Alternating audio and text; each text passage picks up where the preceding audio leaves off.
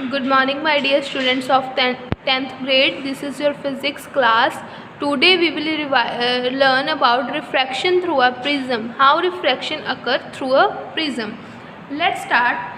In the previous video we will discuss about what is prism. Prism क्या होता है, मैंने आपको बताया था. prism एक क्या होता है, एक ट्रायंगुलर सरफेस होता है जिसके क्या होते हैं 5 टोटल फेसेस होते हैं, 2 ट्रायंगुलर एंड 3 रेक्टेंगुलर फेसेस. ठीक है, एक उसका क्या होता है, जो एक रेक्टेंगुलर सरफेस होता है वो बेस होता है, उसके थ्रू रिफ्रैक्शन नहीं होती. ठीक है, तो हमारे जो ट्रायंगुलर फेसेस होते हैं वो पैरेलल होते हैं, तो अगर उनमें से हम रिफ्रैक्शन कराएंगे तो वो सेम फिनोमिना बन जाएगा as a glass slabs. That why जो प्रिज्म है उसमें रिफ्रैक्शन कहाँ से होती है, थ्रू रेक्टेंगुलर सरफेसेस. और जो ट्रायंगुलर सरफेस होता है वो हमें फेस होता है through which we see the refraction. आज हम देखेंगे कि रिफ्रैक्शन होती कैसे है प्रिज्म में. ठीक है बेटा, दिस इज़ अ प्रिज्म. ठीक है, मैं आपको बुक से करवाती हूँ कि प्रिज्म क्या है. देखो बेटा, दिस इज़ अ प्रिज्म ना, this is a triangular ABC is a prism. ठीक है, हमने incident OP is a incident ray. ठीक है, इंसिडेंट आ गई, एक बाहर क्या है, एयर है, air is a rare medium. ठीक है, ये नॉर्मल है. नॉर्मल कहाँ पर होता है, ऐसे होता है ना. नॉर्मल हमने नॉर्मल ड्रॉ किया. ठीक है, अगर कोई मीडियम नहीं होता तो हमारी रे क्या निकल जाती, स्ट्रेट OL. मीन्स अगर if there is a no medium then OL means original path of the incident ray is this OL. But now there is a medium. ठीक है, prism is a medium, prism is a dense air. हमारी ray कहाँ से जा रही है, air. देखो हमारी रे जा रही है air, air is a rare medium through prism, prism में जा रही है, prism is a denser medium. अब आप रिवाइज करो concept. When light travel from rare to denser medium it bends towards the normal. ठीक है, नॉर्मल हमारा कहाँ पर है, यहाँ पर है, तो वो क्या करेगी, नॉर्मल की तरफ क्या करेगी, झुक जाएगी. मीन्स बेंड करेगी. Means this is this blue line PQ is a refracted रे. ठीक है, अब हमारा जो एंगल होता है, एंगल ऑफ इंसिडेंस रे में और नॉर्मल में जो एंगल होते हैं वो हमारा एंगल होता है एंगल ऑफ इंसिडेंस.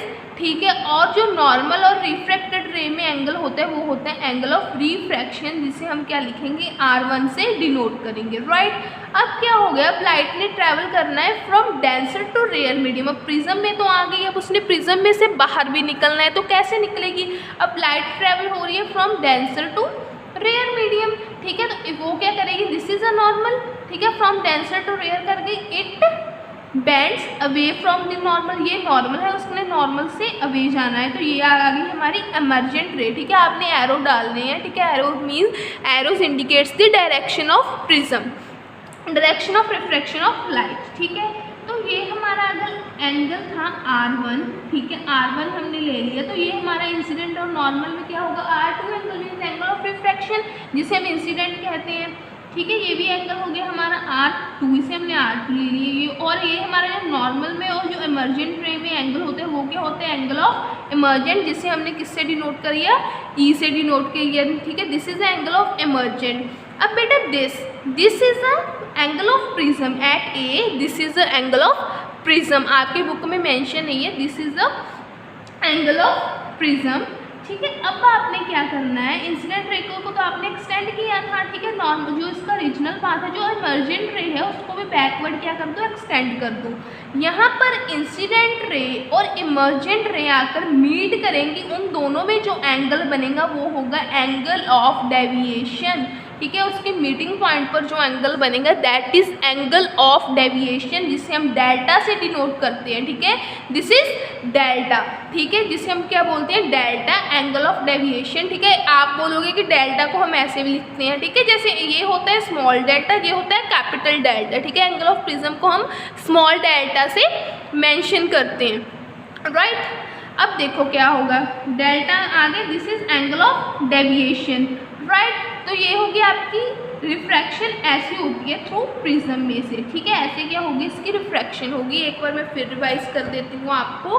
अब आपको एंगल ऑफ डेविएशन की डेफिनेशन क्या दोगे, पहले आप एक बार फिर से देख लो क्या होता है. This is the prism. ठीक है, रेयर टू डेंसर मीडियम जाएगी इंसिडेंट रे, तो it bends towards the normal. ठीक है, इस एंगल को ले लिया हमने R1, और जो R1 एंगल ऑफ रिफ्रैक्शन ले लिया.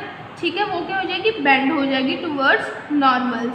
अब क्या जाएगी, वो डेंसर से रेयर मीडियम में जा रही है, तो it bends away from the normal. जो नॉर्मल में और इंसिडेंट रे में, इमर्जेंट रे में एंगल होगा, that is angle of emergent. अब हम इमर्जेंट रे को एक्सटेंड करेंगे और इंसिडेंट रे को ओरिजिनल पाथ तक एक्सटेंड करेंगे, ठीक है। तो जो वो एंगल होगा वो क्या होगा, एंगल ऑफ डेविएशन, ठीक है। कितनी डेविएट हुई, कितनी मीन्स इंसिडेंट रे अपने पाथ से क्या हो रही है, डेविएट हो रही है, that is angle of deviation, right. तो सो बेटा, what is the definition of angle of deviation, the angle between the direction of incident ray and in the direction of emergent रे, ठीक है। जो किसमें एंगल होता है, इंसिडेंट रे के बीच में और in the direction of emergent रे के बीच में, in the case of prism is called angle of deviation, ठीक है।